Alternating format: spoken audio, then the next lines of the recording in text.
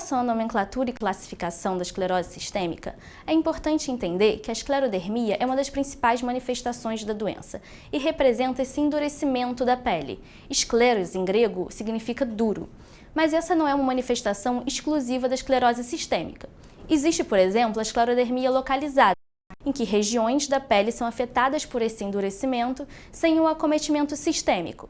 Existe também esclerodermia como manifestação de algumas outras doenças ainda mais raras, que entram no diagnóstico diferencial da esclerose sistêmica.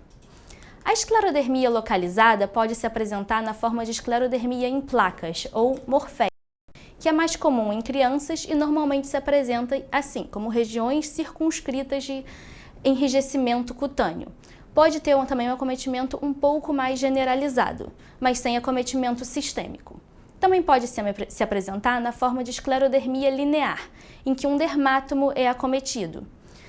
Embora não haja acometimento sistêmico, pode haver acometimento do subcutâneo e até ósseo, e levar a um encurtamento do membro acometido, já que ocorre principalmente em crianças em fase de crescimento. Quando essa esclerodermia linear ocorre na face, fica essa lesão típica, chamada de lesão em golpe de sabre, ou esclerodermia em golpe de sabre. Entrando agora na esclerose sistêmica propriamente dita, ela também é subclassificada em duas formas, de acordo principalmente com a distribuição do acometimento cutâneo.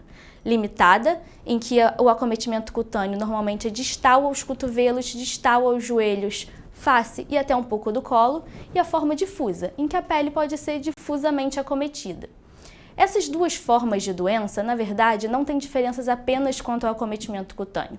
Ele é o mais óbvio, mas também tem diferenças quanto ao acometimento de outros órgãos e sistemas e até diferenças laboratoriais, com alguns autoanticorpos sendo mais comuns em uma forma e outros na outra.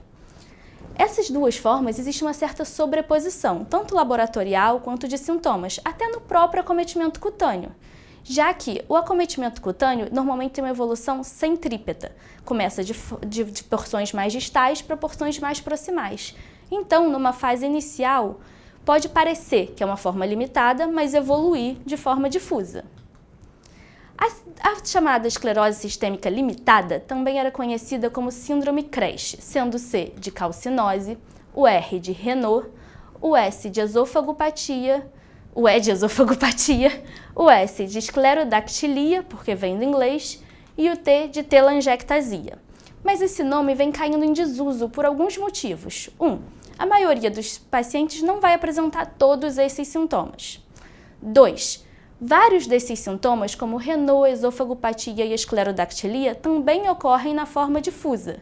Só a calcinose e a telangiectasia, o primeiro e o último, que realmente são bem mais comuns na forma limitada do que na forma difusa.